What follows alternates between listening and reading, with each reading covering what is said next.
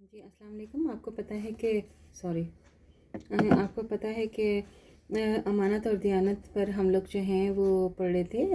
بہت ہم نے ماشاءاللہ اس کے بارے میں جانا ہے کہ امانت کا مطلب ہوتا ہے کہ جو کسی کی چیز بحفاظت اپنے پاس رکھے، حفاظت سے ہم رکھیں، مطلب اس میں کوئی خرچ نہیں کریں اور ایز اٹ از اسی طرح ہمارے پاس رکھی ہے، وہ ہے امانت۔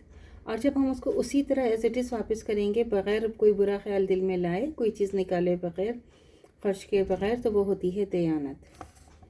تو آج کی حدیث سے اسٹارٹ کرتے ہیں کہ حضرت ابو ذر رضی اللہ تعالیٰ عنہ بیان کرتے ہیں کہ رسول خدا صلی اللہ علیہ وسلم نے فرمایا کہ جو لوگ بہت مالدار ہیں انہی کا درجہ قیامت کے دن سب سے پست ہوگا، سوائے ان دولت مندوں کے جنہوں نے اپنے مال کو اس طرح بہایا، یعنی پاک اثر خدا کی راہ میں دیا، اسے پاک ذرائع سے کمایا۔ ابن ماجہ کی حدیث ہے۔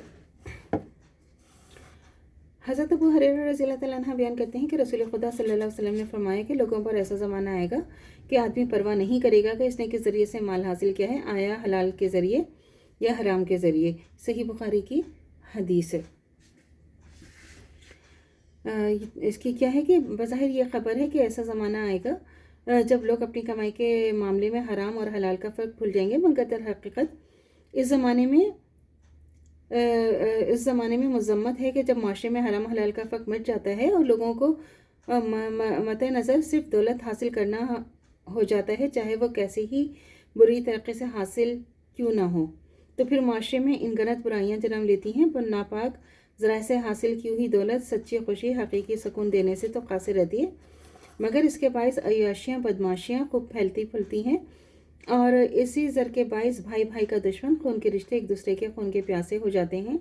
اس سے انسان کے دکھ بڑھتے ہیں اور سکھ چین کم ہو جاتا ہے، لیکن بعض اوقات بالکل ختم ہو کر رہ جاتا ہے۔ دیکھیں کتنی اس کو سمجھنا انتہائی ضروری ہے۔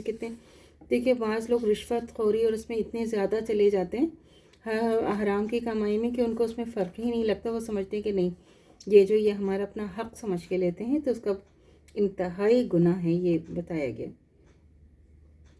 تاجروں کی دیانت کیا ہے کہ انسانی معاشرے میں کسی ایک فرد کے لیے ممکن نہیں کہ وہ اپنی ساری ضروریات خود ہی پوری کر لے، تو وہ معاشرے کو کوئی شے بنا کر دیتا ہے یا اس کی کوئی خدمت بجا لاتا ہے، اور اس کی عوض جو کچھ حاصل کرتا ہے اس سے اپنی ضروریات زندگی تاجروں سے خریدتا ہے۔ انسان غور کرے تو پتہ چلتا ہے کہ اس میں سے ایک معاشرے کے جس طبقے سے انتہائی گہرا تعلق ہوتا ہے وہ تاجروں کا طبقہ ہے۔ ہر وہ شخص جو تجارت کرتا ہے تاجر ہے، جیسے وہ ایک معمولی چھاپڑی والا ہو یا کسی بہت بڑے کاروباری ادارے کا مالک۔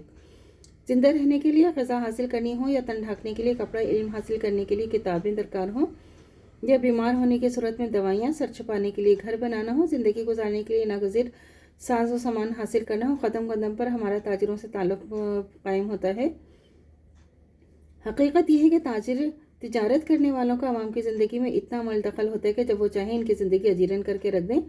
ان کا تجارت میں دھوکہ فریب کرنا، اشیاء میں ملاوٹ کرنا، چور بازاری کرنا، مصنوعی طریقوں سے بازار میں ضروریات زندگی کو غائب کر دینا، ناپ تول میں کمی کرنا، خالص شے کی قیمت وصول کر کے ناقص اشیاء بہم پہنچانا، ذخیرہ اندوزی کر کے اشیاء کی قیمتوں کو بڑھا دینا، اور ایسی ہی بہت سی عیاریاں کرنا کہ عوام کو شدید قسم کی مشکلات میں مبتلا کر دیتا ہے۔ اس لیے تاجروں کو امانت و دیانت کے خصوصی طور پر ہدایت کی گئی ہے، کیونکہ عوام کا ان سے اتنا گہرا رابطہ ہوتا ہے کہ ان کا دیانتدار ہونا پورے معاشرے کی زندگی میں آسانی اور سہولت پیدا کرتے ہیں۔ لہٰذا حضور صلی اللہ علیہ وسلم نے دیانتدار تاجروں کو بہت بڑی خوشخبری سنائی ہے۔ حضرت ابو سعید رضی اللہ تعالیٰ عنہ بیان کرتے ہیں کہ رسول خدا صلی اللہ علیہ وسلم نے فرمایا کہ بہت سچ بولنے والا امانت دار تاجر قیامت کے دن انبیاء، صدیقوں اور شہیدوں کے ساتھ ہوگا۔ صحیح ترمذی کی حدیث ہے۔ تو اللہ تعالیٰ سے دعا کرنا چاہیے کہ جو ہمارا ایمان ہے مرتے دم تک قائم و دائم رہے، خاتمہ بالخیر ایمان پر ہو۔ اجازت دیجیے، اللہ حافظ۔ میرے چینل کو لائک کیجیے، شیئر کیجیے، سبسکرائب کیجیے۔ شکریہ۔